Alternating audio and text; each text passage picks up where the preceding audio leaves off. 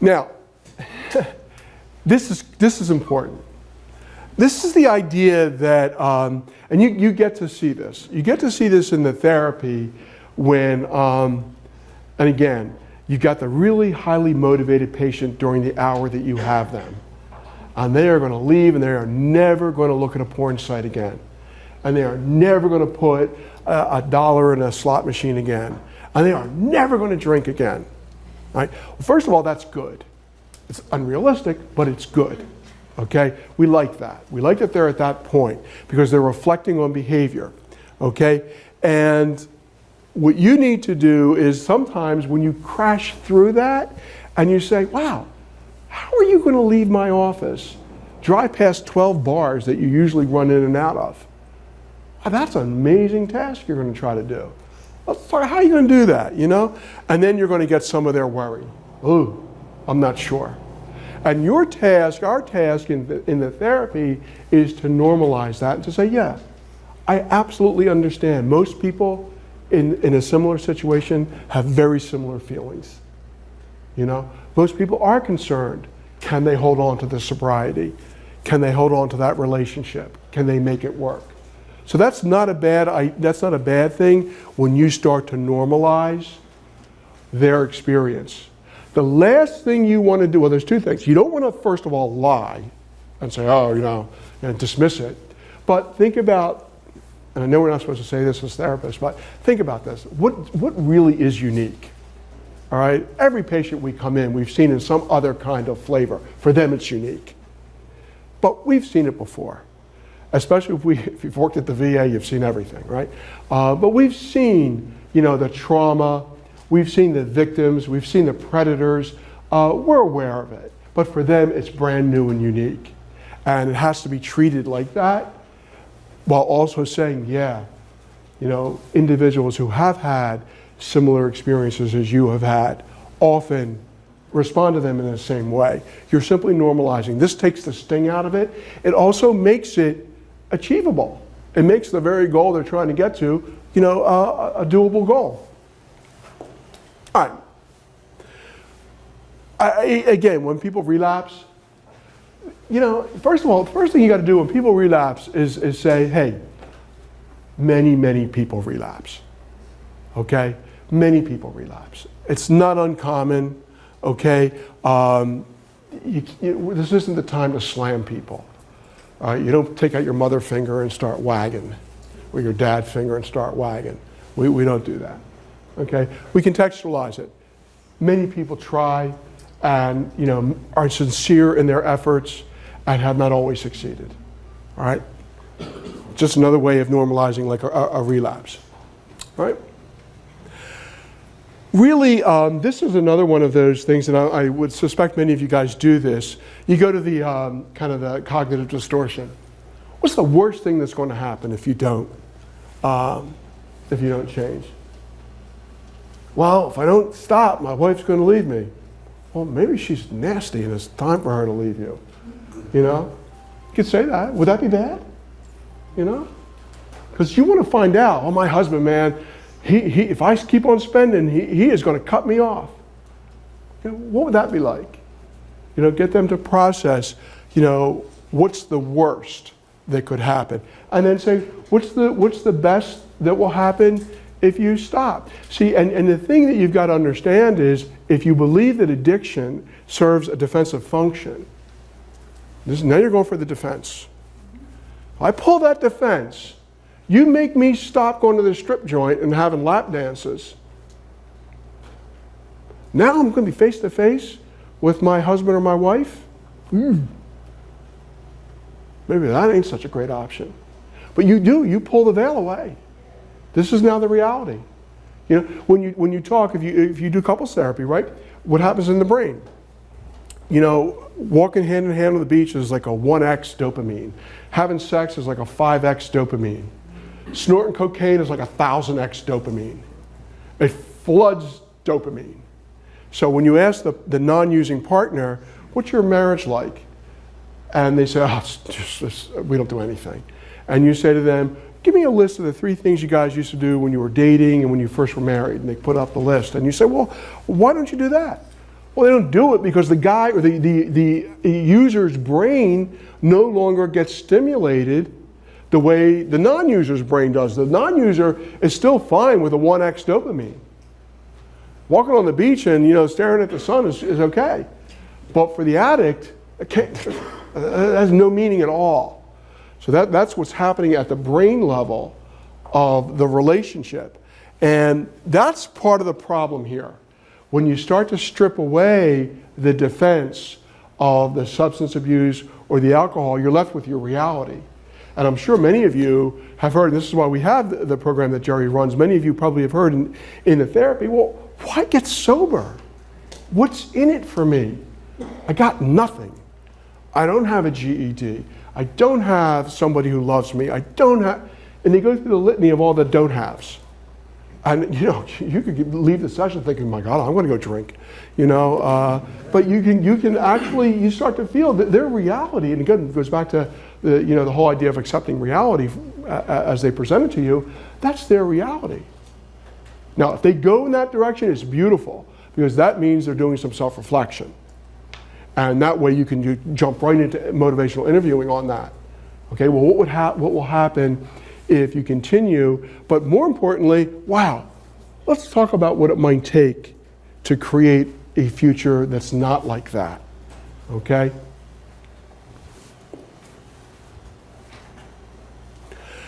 Some self-reflection again. What makes you think you need to change? Same question in a different way. What will happen if you don't change? I'll die. Now, where's Dr. Johnson? Okay. I had the pleasure of reading something that, a supervision note that Dr. Johnson was doing with one of our other colleagues, where the whole idea of Gestalt came up. And most of us probably suffered through a Gestalt section of some class and didn't know what the hell was going on. But at some point in your career, you realize there's a lot of value to existential work and Gestalt work. Very, very important work. At some point in the therapy, you need to ask folks in some form, why are you here? What is your purpose? If they're a spiritual person and they believe in a God, why did God make you? And at some point you need to say, did God make you to wake up every night with a needle in your neck? What do you believe about your own existence? Now, and it's not just kind of a psycho-philosophical, it gets them to start to understand almost from Maslow, high level, why are they here? What is their purpose? Does life have meaning? All the meaning stuff. Now, you go back to your Piaget, right? What did Piaget said? Kids come out of the uterus meaning makers. They are looking to make meaning. They do it through their eyes first, eventually their little hands go out. The human condition is a meaning-making condition, right? So you go back to that, and your patients, you ask them that question, they're going to be floored. Nobody's ever asked them that before, I can assure you. But why are you here? Well, I don't know. And you got to go with that. You got to help them understand to the best of your ability, because that's directly going to be related to their futurizing. You have a place here. There is a role for you. It's all those old posters from the 70s and 80s, God made me and God don't make junk. But you've got to go into that world with them. What will happen if you don't change? Will anybody care? Basically, I want to encourage you not to be afraid of that. Okay. Now the art of that and the science of that is, how do you write that in a measurable goal and in a billable activity? I understand that, but it's important as therapists that we not shy away from it. Okay. Again, I love, what would your life be like in 3 years? Now, I'm not sure if some of you are, oh God, I feel like I'm like the grandfather of this group, but in my training, we did a lot of 5-year plans, where we, when I was at United Healthcare, we had 5-year plans. And it was a personal plan, a professional plan, where do you see yourself, boom, boom, boom, boom, boom, all right? So I got kind of used to doing that, where, and I knew that eventually I would be leaving the East Coast was part of my plan. No, I'm not OCD about it, but I knew that sooner or later I would be away from the snow. So you want them to, you want to go in this direction. You want to create, in almost in the, not in the Freudian sense, but you want to create a fantasy. They have to be able to have a fantasy of the future that's different from what this is. Okay? And it could, and I'll tell you, it could be even, I'm going to be an addict, but I'm going to be an addict in a much nicer neighborhood. All right? Okay, let's talk about what makes things nicer. And maybe you don't have to be an addict in that nicer neighborhood. But you've got to be able to help them vision. Now, 3 years for some folks could be too long. You might want to say, what's tomorrow going to be like? Or what's tonight going to be like? And that's Marshall Linehan's caution, right? Make your time, your latency periods very measurable. Right? It's one of the good contributions that she makes. Okay? I love this one. Why do you think others are concerned? Because you're going to get right into the transferential relationships they have. Oh, my wife wants me to stop because she's afraid we're going to lose money and she can't shop. Oh, so you're basically an ATM for your wife or for your husband? Wow, what does that feel like? But of course you want to kind of test the perceptual accuracy of that. Tell me why you think your wife sees you like that, or how your wife sees you like that. So but it's going to go right to how they see themselves, back to existential, in the universe.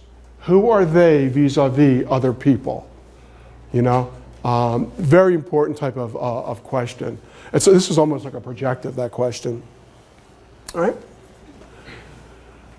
Again, this is very Rogerian, very J. Haley, active. How can I help you? The alignment. How can I help you? Not what can I do, okay? But how can I help you? Okay? If you go with what can I do, you run the risk of getting a list right away. Well, you can get them to give me a pass and my cell phone, right? So we kind of, that's not bad. If that's what they got, that's not bad. You want to go with it. Wow. Okay. Who would you call? I'd call not my dealer. I'd call not Uber. I'd call. But you want to go with that. Who would they call and why? Oh, that person sounds important to you. Okay. You want to definitely go in that direction. I think that the other question is important. This is a self-efficacy question. What would you have to do to make this happen? Okay. You're now getting them to kind of assess their own skill, their own strengths, their own weaknesses or deficits, if you will. Okay? But again, you just notice that the idea is you're empathizing, you're aligning with them. Okay? You're definitely putting yourself out there as a partner. Okay? But keep in mind that when you do this, remember empathy. People who have borderline personality disorder are scared of empathy. So they do two things with it. They cling to it and they run from it.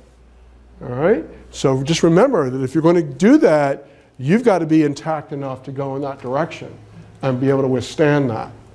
Because when they invite you to the prom or as a wedding date and you say no and the trash can comes flying across the room, you've got to just stay calm. You duck, but stay calm. So that's the only challenge with the empathy, but you can't sacrifice empathy. All right? Again, when we futurize, what would it be like if you were not an addict? All right? And if they say, I don't know, okay, you can do one of two things. You can go into the I don't know, which is the ambivalence and kind of the confusion, and you can ask them, wow, what's it like to not know? Because we all know that the unknown is somewhat disconcerting, somewhat scary. You can go in that direction if you want, or you can say, well, let's talk a little bit more about where you would like to be, who you would like to be, how you would like to be. I tend not to go too much into the ambivalence of the unknown and the scariness of the unknown. I would try to be a little bit more problem solving on that. How would life be different if you gave up alcohol? And it goes back to what we talked about earlier. What you're saying is, how would life be different if you had no defense? And then ultimately you have to get into what's the defense, what is being defended. And obviously it's always, the self. So, go back to effect, reflex, intent, right, from the psychodynamics. If I'm drunk and I'm coming home drunk every night, and I'm coming home and my wife or my husband by that time is already sleeping, all right, so I just avoided that whole relationship for the evening. Is that the defense? So you have to understand, go into the defense to some degree, because that's what's going on there. Life would be different without my defense. So now I'd have to face those kids, or I'd have to face that nasty boss, or I'd have to face my own feeling of fear. All right, that's where we go. We're trying to separate that out, right? When was the last time? I love the question. When was the last time you were happy? When was the last time you were happy? Tell me about it. When was not sober, because they'll give you some date, but an emotion. When was the last time you felt safe? When was the last time you felt confident? And you're going to go way back. This is going to be like a Sherman in the way back machine. You're going to wind up going way back, before wow, I haven't felt safe or secure since grade school or something, But that's important to do that, because what you want to do is and you would want to say, wow, your 4th grade birthday party, tell me about that. And then eventually you want to get to, what would it take for you to feel that again? To rekindle that, to have that same experience or a similar experience again. And therein lies kind of the futurizing, the visioning, and what we're doing in the therapy. All right? I used this with my last patient. There comes a point in time where you just get stuck. It happens to all of us, right? And it's okay, after a couple of months, to say, maybe now's not the time. What do you think? Maybe, you've given it a good shot. We've worked together. It seems like we've made some progress, or you better yet to say, what progress do you think, or what do you think the past 3 months has been like? And then you run the risk of the borderline response. But maybe you're not ready. Some folks are not ready. They're just not ready.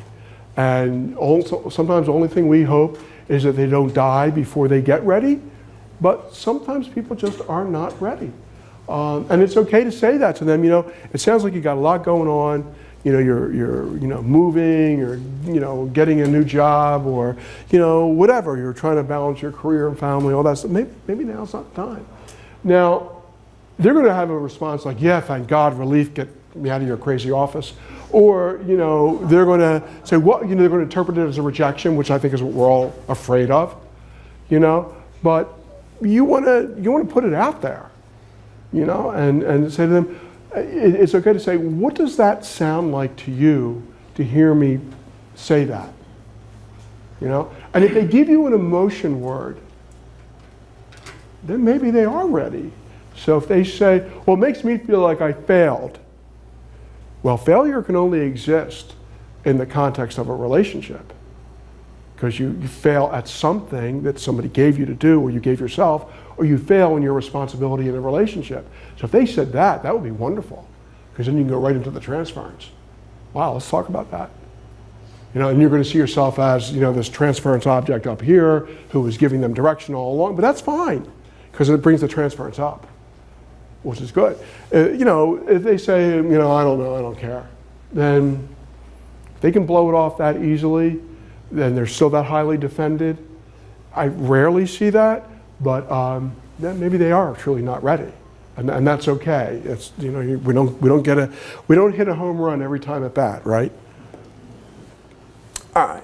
So we tend to use this. It says 2 to 3 months. I usually wait longer, maybe around 3 to 4 months. You got to be careful with depressives. So again, go back to what I said very, very early on. You need to know your diagnostic crowd that you're working with, your patient's profile. Sometimes depressives just throw up the towel right away. So I would be a little careful about, offering that to them, as opposed to another kind of patient profile, all right? Yeah. Now, does anybody want to do we have time? What's our time like? Yeah, does anybody want to do either be a patient or a therapist in MI or one or the other? Anybody want to do you can be either one you want to be? You want to be a patient? All right, come on. Anybody want to be a therapist? Nobody wants to be a therapist. There's no right or wrong. All right. You can do it. I'll take a chair. Can I borrow your chair? No, I'll just do this one. Okay. So let's. We've been working together for a while. Well, see, this is why I kept these up here so you could see. You can kind of shout out if you have a technique you want to use. No, let's do what brought you in here. No, well, let's wait for a second. Sure.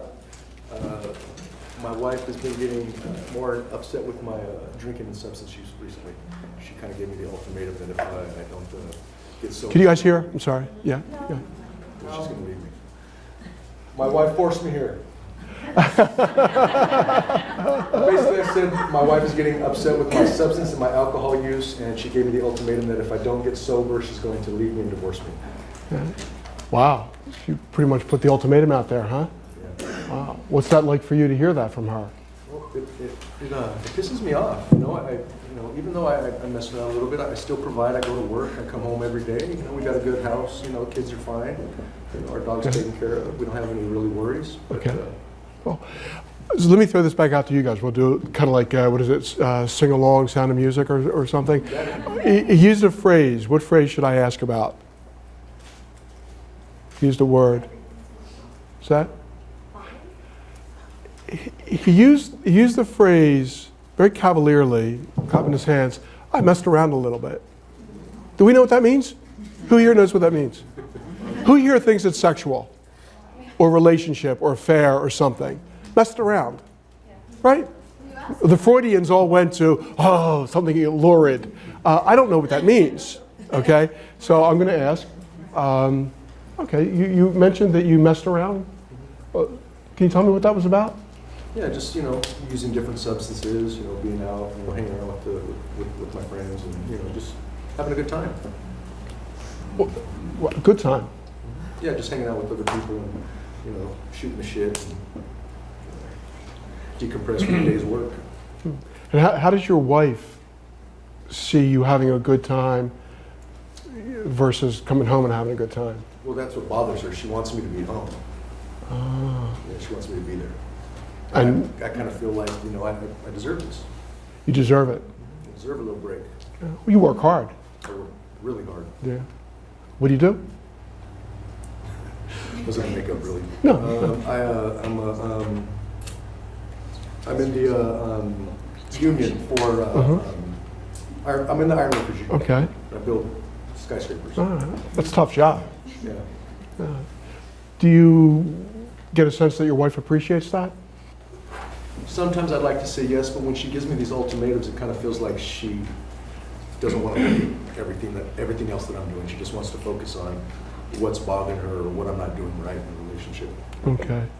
So sounds like there's some level of you're being somewhat dismissed or not fully understood by your wife? Possibly. And she may even feel that way about me, that I'm dismissing her. How do you know that?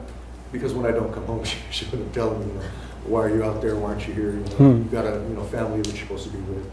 It sounds like you guys are in a little bit of a circle here, a little bit of a loop. Yeah. Wow. So you mentioned that you came in because your wife laid down an ultimatum. You kind of just described this relationship cycle. What do you want to see different? What would you like to see? My perfect picture? Yeah. She would just let me do what I want and everything would work out. Wow. Okay. All right. So and that's not an uncommon, right? So we put on our Kohlberg, our Piaget, our Erickson, and we're like pretty low on the stage, right? So we're like in grade school. Let me ask you, what kind of support do you derive from your marriage? Well, it used to make me feel good, but I don't know, not so much anymore. No? Have you thought about what would have to change in order for you to feel better in the marriage? Well, if you listen to my wife, it's more listening to her and doing what she wants me to do. Yeah, well, she's not here. What about you? F you, Doc. No. So what are you asking me? What would it take for you to feel better in the marriage? To stop the fighting. And of course, to stop the fighting, I have to be present a little bit more. I don't know, just maybe feeling like when I come home, I'm appreciated. Okay, so he just left grade school and did a little bit of cause-effect, consequential thinking. If I stop this, things would improve. Okay, so that's good. That's a good sign. So what stops you from putting what you just said into play? I like having a place to go and being around people that make me feel good, that it's kind of normal. Okay, so there's the ambivalence, right? There's exactly the cognitive dissonance. I like it, but it's interfering. No, I was going to bump into therapist mode right now. But go ahead, yeah. No, go ahead. No, go ahead. I'll be patient. Yes, I like, drinking. I like, using substances and hanging out with my friends and having that camaraderie. But I don't like when I come home and then, my wife gives me the cold shoulder or we get into a big fight about something. So yeah, there's two different things going on here. Okay, so who would ask right now, why do you stay with her? Y'all would. You want to ask. You want to ask. So I'll ask. Why not just leave her? Because I was single for a long time, and when I decided to actually get married, I wanted to do marriage, that's it, no divorce, no nothing like that, and I love her. Does she feel loved? I think if you had asked her, she'd probably say no, yes and no maybe. I'm not sure. Hopefully she still knows that, but I think... You come home, she gives you the cold shoulder, you're not in the house, you think she feels loved? Perceptual accuracy? Well, when you say it like that, that's a little bit, it doesn't seem like I'm actually showing up. All right, so let's speak louder. When I say it like that, I just repeated what you just told me. Yeah, but it was a little bit more kind of like, you do this and she does this. And it's not like that. No, because this isn't the way our relationship works all the time. I'm not out every single night. How many nights are you out? 6. 6. Boom. So that one night, it's a good night. Definitely quality, not quantity, right? Exactly. All right, very good. Quality, not quantity. All right, very cool. What do we do with this guy? Any comments, thoughts, anything? Anybody want to pick up, ask questions? Yeah. Sure. Yeah, I guess for me, I'm still curious about why he uses. I know we've been focusing a lot on his relationship with his wife. So why did we do that? Why did we focus on his wife? Because he brought it up. You're grabbing what he's giving you, But you're exactly right. Yeah. And it's like what you mentioned before. They oftentimes will say, "Well, I'm here because of my wife," Mm-hmm. Or whatever else, and kind of putting it on them. So I like that you were able to start getting at why he likes to drink and kind of digging at that a bit. Yeah. Well, the reality, of where he is doing exactly that. He's blaming his wife, and then fesses up. Well, I am out 6 nights a week. So you get to, maybe she is, has a right to be a little bit, upset by that. But I thought, and again, I wanted. Why didn't you just leave her? I wanted to do marriage. Who does marriage? That's a really weird verb to use to describe marriage. I mean, it's not like, I'm going to change the oil in the car. It was very task. If you look at the verb to do, like in the Romance languages, it is a very much, like in French and Italian, Spanish, it's very much a work a skill. I've got to do this. And you're doing marriage. Wow, we suck the emotion right out of that. Yes, Karunya. Yeah, but it also speaks to his social ideals too, or even schema. It's like, this is what I'm supposed to do by this age, and if I don't do that, I'm failing myself, and so there's some dissonance there too. Well, that's interesting. So that maybe he's being actually very successful in integrating a lot of expectations with his own. And we might want to go there. Wow, you're doing a lot. You're trying to fulfill your responsibility and your value as a husband, as well as getting out there and trying to meet your own needs. That's not uncommon in many marriages, right? I mean, we all often, for those of us who are married, we have that tension.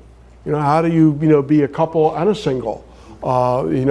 The old saying is, you have relationships, but you are not your relationship. So I mean, therein lies, I think, a lot of the issue. One of the things that I do appreciate, and I hope that everybody's learning how to do this, is do ask those really tough questions, because then they have to defend it. It's like, by being able to say, well, why don't you leave that hag or something? It's just like, wait a minute, my wife's not a hag. I didn't say that. Yeah, exactly. I mean, she doesn't sound like a day at the beach. You're spending 6 nights a week outside of the house. I mean, jeez. What happens when you run into the opposite of that? Well, you think I should? Oh, yeah, okay. So that's a great question. So say that. Are you saying that I should leave my wife? What do you think? What does every therapist do with a question? What do you think?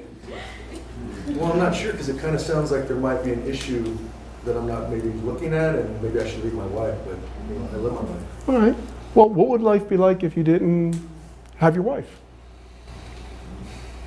It would be lonely. I'd be spending all my time with my friends, not really doing a whole lot. I'd definitely be drinking more and partying more, and kind of live my life like a kid again. Why don't you get a pet? He only said 4 things, and only one was related to the wife, lonely. The other thing would be that it would push him into his behavior. So of course what we would say, I wouldn't say get a pet, I would say to him, well, you just gave me 4 things. And of those 4, one referenced your own feeling of loneliness. Tell me about that. Yeah, I don't like loneliness. You don't like loneliness? I don't like being by myself. What does loneliness do for you? What does it mean for you? I get up in my head, and I have all these convoluted thoughts, and my mind races. And there's a little bit of negativity in there too, and I kind of beat myself up, and I think about things that I should have done or could have done, or so I don't necessarily like that. All right. Well, I'm going to stop there. I think that the issue that we might want to jump on is, if you listen to your spouse's therapy tape, transcript, and us, were described as the antidote to your spouse's loneliness, what would you feel like? And this is somewhat rhetorical, but you don't have to answer it. But there's something in that makes the spouse a commodity, a panacea. Now, and I say that knowing that marriage and relationships are culturally, determined. Okay, so there's a lot of cultural variables in what role a marriage plays. There's that, I met my soulmate. I love my best friend. All the movie versions of marriage. But and I'm not saying one is better than the other by any stretch. But what was just said is very, very important, because me, have to be mindful of how we interpret that kind of a statement. Because I immediately heard it as one human being serving the function of removing another human being's pain, almost like a Band-Aid. And I suspect that if I, followed that line of questioning further and, said, well, you gave me 4 things, only one was about you, let's talk about that more. What else does your marriage bring to you? We would get probably more. But I just want us to be a little bit cautious of, because we're going to bring our own biases to the therapy. and maybe that, just to be aware. We're therapists, we always have to be aware of our biases. But and just to say, if you would have kept going with that, that's the direction I would have went. She gives me a sense of, purpose, Right. my identity. I'm a husband. I'm this. Yeah. Without her, I'm not. That's where I would have went with it. And the lack of yeah, so we have to be careful. Therapists in our zeal to create autonomous human beings, we can't create distantiated autonomous human beings. I mean, we want to have folks effective in connected relationships, but I think it was really cool because we got to right to the core of the ambivalence, the relationship versus the addiction, and that's what we would really try to continue to work with. Okay, anybody else want to do one? Thank you.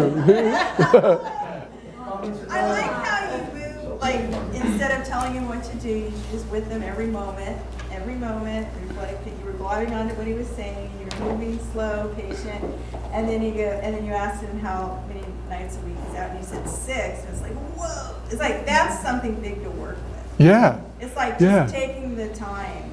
Yeah. And waiting for them to say something substantial is what we do. Well, if you've ever worked with a scheduled drinker, the guy who comes home every night and does his, shot and 3 beers or 2 shots or whatever, and when they compartmentalize it, it doesn't seem like much. Well, I had a scotch last night. Okay, but it's the 11th night in a row you've had a scotch. Or it's the 3rd year in a row where you've had a scotch every night. And, so when it's discrete, it doesn't look like much, but when you start to add it up, it's like, whoa, there's a lot going on there, and that's kind of the same thing. All right, cool. Shilpi, we're cool? All right. Any other questions or comments for the good of the group you want to share? Yes. I think that in the field of recovery, there's a sense that people need to be recovering for themselves, and yet what I saw with him is that there's his motivation is for the relationship with the wife, and I often think that people are not motivated for themselves, but maybe for something more external, and maybe it's often the love and maybe not the wife, maybe the kids, and I think that if that's where the client's going, then that's where you go. Yeah. Me first. Yeah. I think that's with all due respect to the 12-step model, I think that kind of stems from years ago, and the 12-step model was take care of yourself first. And there's certainly some truth to that. But I think the flaw is that people tend to heal in community. And it could be a community of 2, but they tend to heal in group. And, we can't all, especially out here in California where it is the wild, wild west, we do need to connect with individuals, absolutely. I believe. But if the initial motivation is going to be, which is our prime program in Palm Desert, to save a marriage or save a relationship with a child, heck, if that's the hook, grab it. Kia. I just wanted to make a comment that in the spirit of MI, because I know everybody looks for the quick fix. And in the spirit of MI, you're not necessarily trying to get an answer. You're not going to fix the problem. You're not going to fix the drinking problem off of the motivational interviewing. So I want to say that after Dr. Joseph, because a lot of people go into it thinking that at the end of this, you're supposed to have them give a reason why they're drinking or why they're going to stop. But it's really just to create change, change talk. So no matter what direction you're going in, it's just allowing them to open up and kind of come to realization of a lot of different things that may not even go back to the alcohol.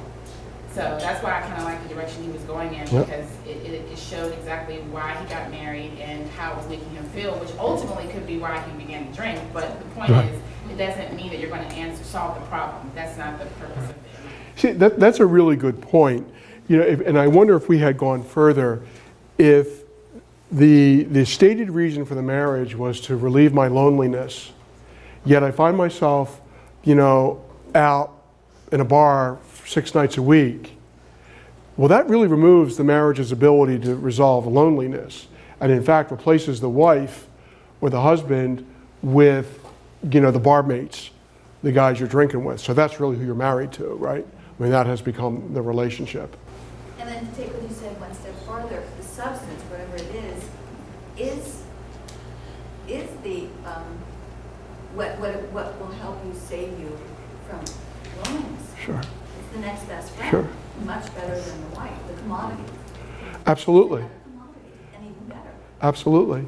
And you get, I remember working with a gambling addict, and I remember him telling me that before there were the push button slot machines, the handle was his mother, giving and taking, giving and taking. And I thought that was a really cool image that he was replaying that, very Freudian, that dynamic in a casino.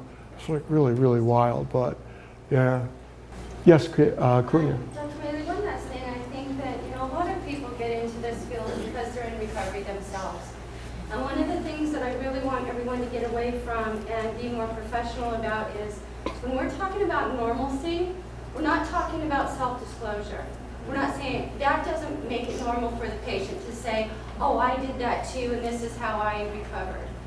You can use yourself like in the third person, well, I know somebody, or I've known people who do it this way, and you may be referring to yourself. The self-disclosure doesn't make anything normal for somebody. I think that's an important point, particularly not because you can never disclose if you're at a meeting or, and you see them and that's a context. It's really contextually driven. So if you were going to a support group and a patient happened to be in the support group, well, okay, that's a context. But in the therapy, I agree. I don't think normalizing means, wow, I have cancer too. Or wow, we've got to we do have to maintain boundaries. That's part of the Bandura on efficacy. The model has to have boundaries. It can't be diffuse, But yeah, that's a very good point. Okay, so, I know Kristen can send this out to you. The whole idea is exactly what a couple of folks have said. Motivational interviewing is simply part of your armamentarium. It's not the end of everything Kia was just saying. It helps us establish a relationship, guides it. But I would really encourage you to do that whole, why are you here? What is your purpose? Get them to start to think about that self-reflection. Because God, my bias, God doesn't make people to wake up every morning, with a needle in their neck. I do not believe that. I really believe that everybody has their place to be on this earth. And part of our task is to help these folks find their way. So keep that peace in mind as well. Okay, I'm getting a signal. So one of the things we want to do is I want to thank you guys.